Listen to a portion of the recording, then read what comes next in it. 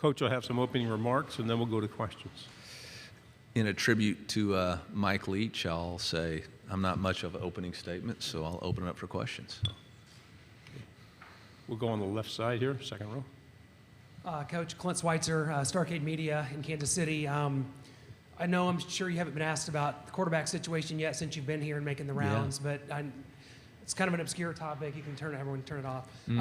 So coming into this, though, when you kind of start assessing this, a lot of people believe that this will be something, obviously, that goes well into camp, maybe even into the first couple weeks of the season. When you start assessing this and start divvying out reps, what does this kind of look like for you once August starts with the quarterbacks? Yeah, the competition's been ongoing. I mean, every day is a competition. Who is really providing the things that we determine to be what is significant for determining the starting quarterback: toughness, leadership, decision-making, accuracy, and preparation. So, how do those guys every single day determine those things? How are they reflective in what they're bringing to the table? Quarterback competitions, there's going to be divided up reps. We're going to have specific ways that we get guys reps and challenge those guys. But the reality of it is the teammates are going to know who's the starting quarterback. It'll reveal itself pretty quickly. It's just there's got to be time and place for that to occur. And it's going to be, Brady's going to go out there first, and he's going to have to get beat out.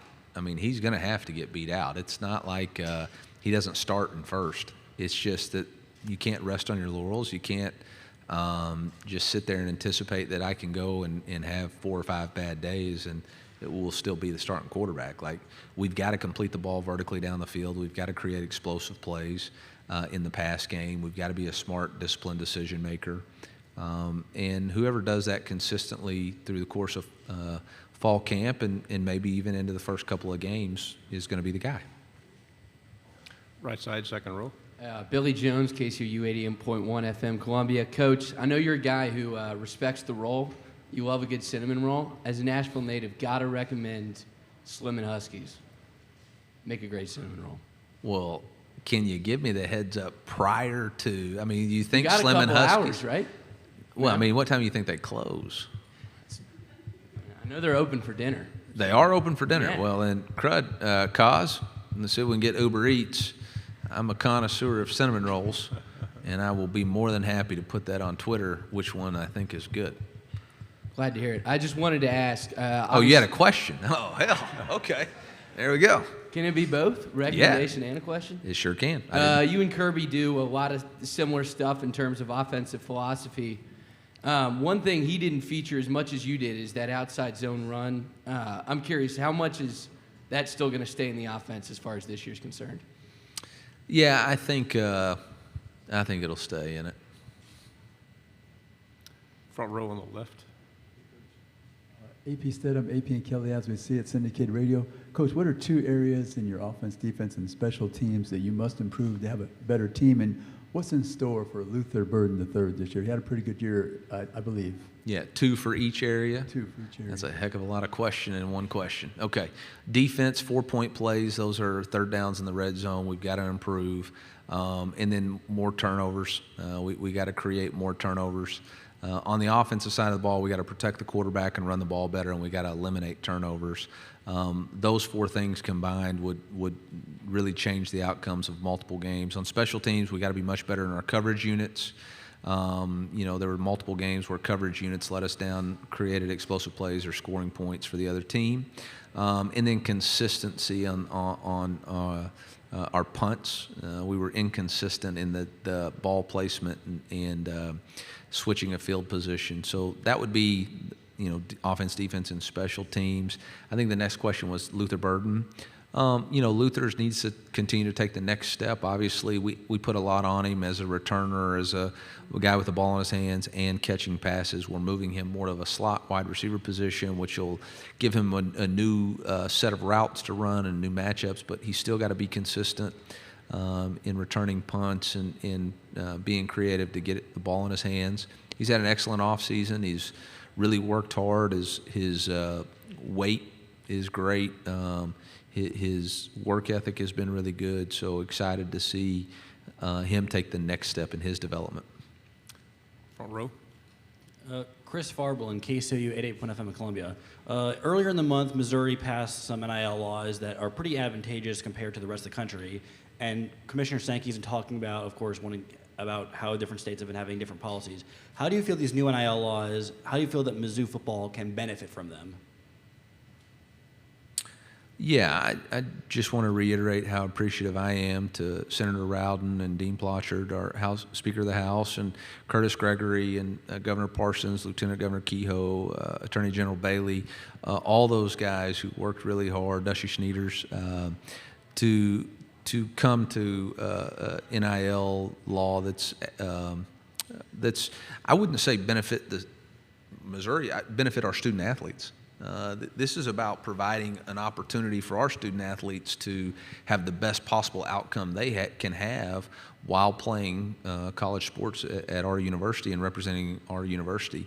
And, you know, I'm going to do my very best not to create any type of wave, so I'm not going to answer the rest of that question other than just to say I'm appreciative of what the state law is and how we're going to operate right now. And there could be a lot of things in the future that become, but right now, today, how we're operating, I'm very appreciative to the leadership of the University of Missouri and our government in giving Missouri student athletes an opportunity to benefit.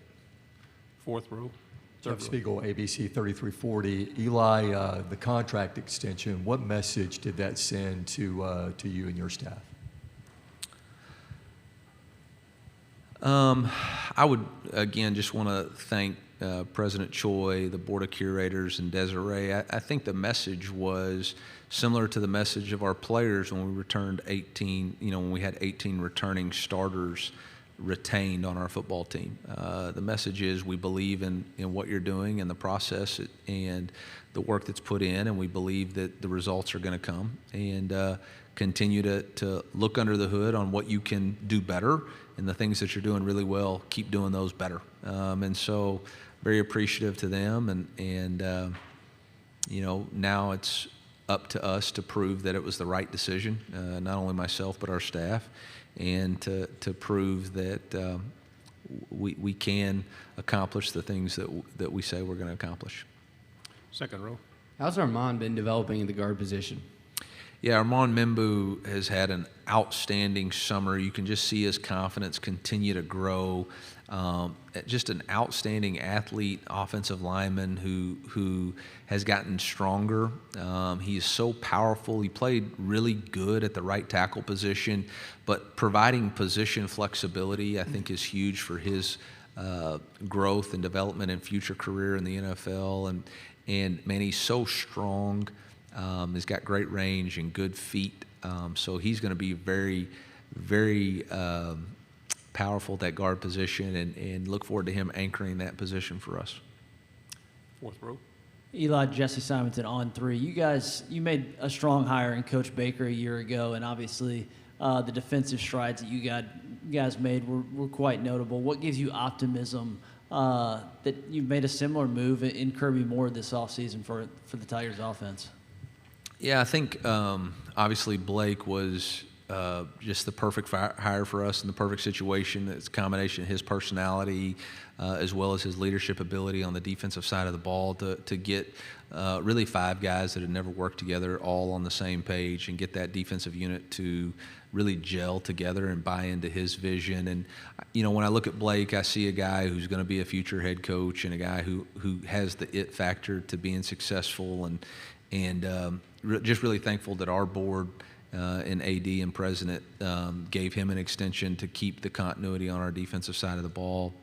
Everybody's uniquely different, and every situation's a little bit different. But I think Kirby, much like Coach Baker, has the right kind of chip on his shoulder with a little bit of an edge to prove something, to prove that he's not just the brother of somebody else, or that he's just been around, some really good offenses, that he can do it. And he's a grinder. He's a great communicator and teacher. So I have a lot of confidence in his organization and the characteristics. And Cruddy's a good play caller, man. You watch really the games that I watched were not the games that his quarterback, Jake Hayner, was playing. It was the ones when Jake was hurt and he had to call plays without Jake. And you look at those games and you go, wow, this guy really understands how to put a game plan together. And, and the other games I like to watch is when you're a group of 5 school and you got to play a Power 5 opponent.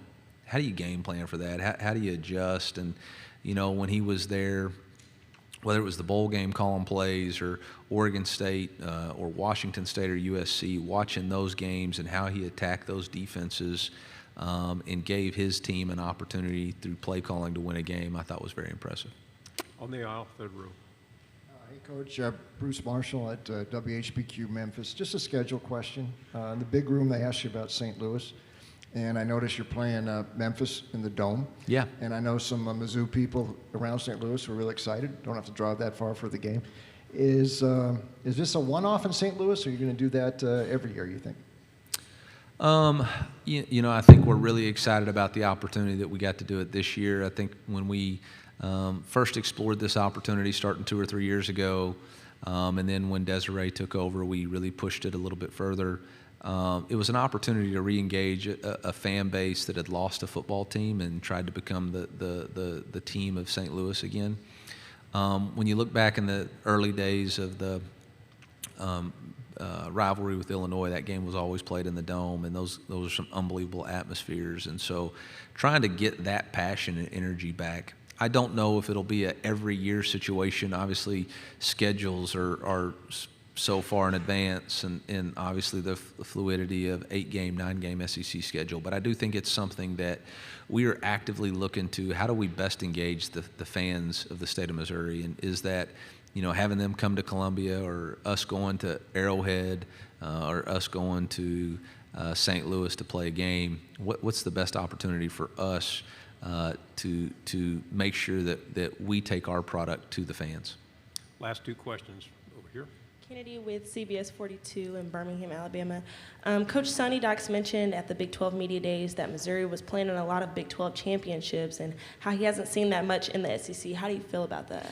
Well, when he was in Cal, he must not have realized that Missouri played in the SEC championship in 13 and 14. I don't know if he just blacked out those memories or what, but I appreciate Sonny. I don't have any issue with that comment, but obviously Coach Pinkel in his first 2 years, I just want to correct the record. In his first 2 years, played in 2 SEC championship games. So, but other than that, I think this day and age in college football, calling people out for transferring, whether it's transferring jobs as coaches or transferring schools or whatever, is kind of ridiculous. Like, we are. I'm going to stop. Cause I'm going to stop. So SEC, they played in just as a point of clarification for Coach Dykes, Missouri played in the SEC championship in 2013 and 2014. Thanks, Coach. MIZ. I stopped, Cos. Gosh, caught myself.